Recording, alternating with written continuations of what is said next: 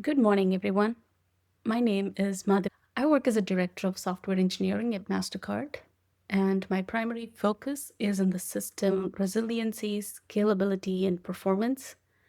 I bring with me about 15 years of industry experience in these domains, with particular focus on site reliability engineering. And today, I'd like to talk about one of these patterns that improve system resilience and help us fail fast and recover faster, which is to harness cascading system timeouts throughout the system to improve resilience.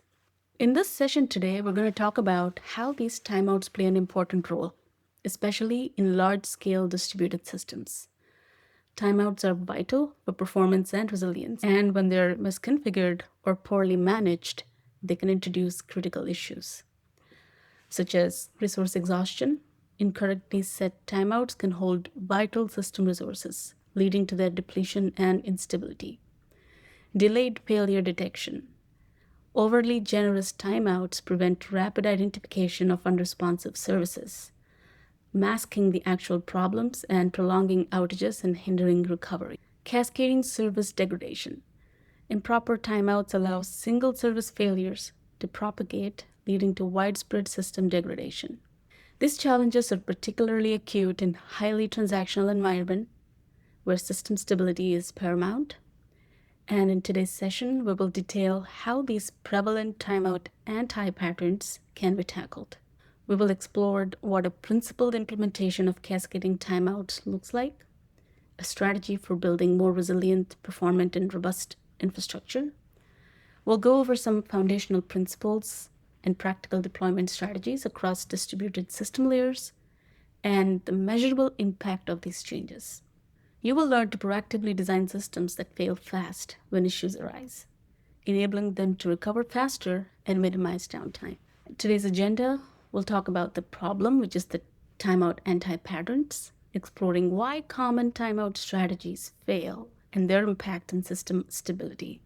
Cascading timeout principles, understanding the core theory and methodology behind cascading timeouts, how we implement them across system layers, practical examples and strategies for deployment in a production environment, and lessons learned, key insights on implementation and guidance. So let's talk about the problem, which are timeout anti-patterns. There are a few common timeout anti-patterns that we have observed, such as uniform timeouts, using identical timeout values across all service layers, regardless of hierarchy or dependency claim. Inverted timeouts, when we're configuring outer services to timeout before inner services, leading to resources getting blocked and clients getting timed out before they could get a response. Excessive timeouts, setting excessively long timeouts, for example, 30 seconds plus seconds, that exhaust threads and connection pools during system failure. These anti-patterns are particularly problematic in ML inference pipelines, where resource efficiency is critical. The impact of poor timeout management is basically stress on the system in various ways, such as thread pool exhaustion, database connection starvation, slow failure detection, complete service outages, and degraded user experience. So prior to implementing cascading timeouts, we recommend that we perform analysis of incident and latency data to infer how poorly configured timeouts are responsible for major incidents. So what are cascading timeouts? Cascading timeouts define a systematic approach to configuring timeout values in distributed systems based on one fundamental rule. All upstream service calls must have a longer timeout than their downstream dependencies. This is the opposite of the inverted timeouts issue that we just discussed, where an upstream client times out before its downstream dependency.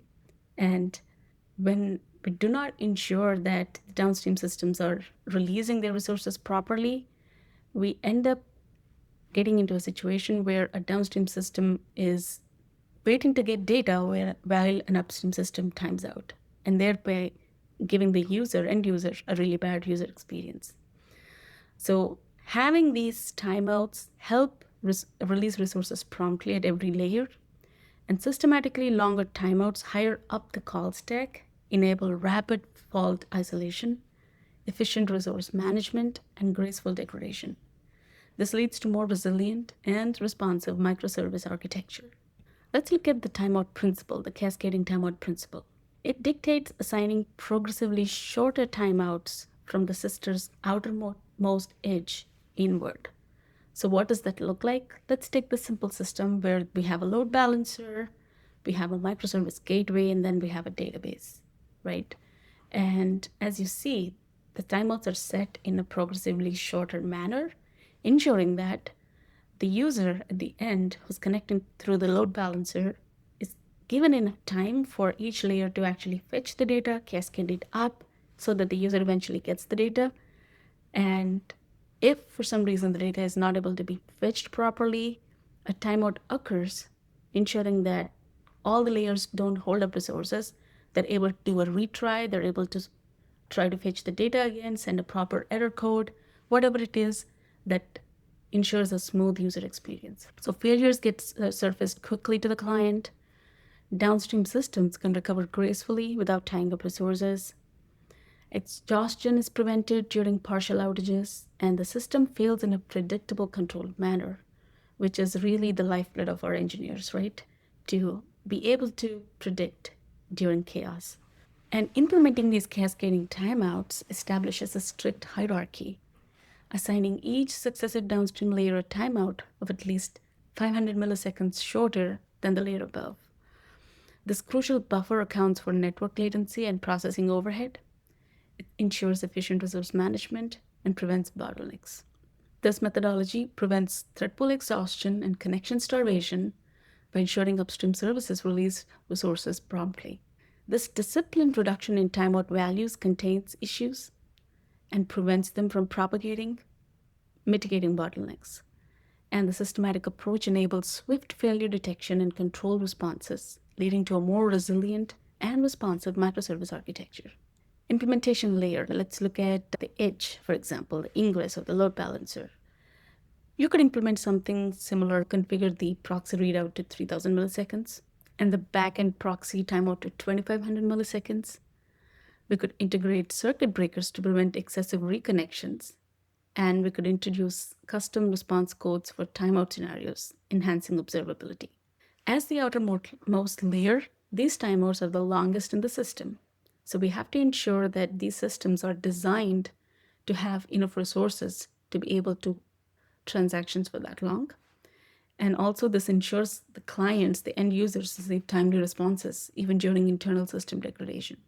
Now let's look at the service layer, which could be like the API gateway, application services, database connections, right? We're setting progressively shorter timeouts, right? From the load balancer, you get to the gateway, you're setting a timeout of 2000 milliseconds, and you could implement a retry policy with one retry and exponential backoff so that we're not failing the transaction on the first try, we're giving it another chance, but then we're not creating a retry storm.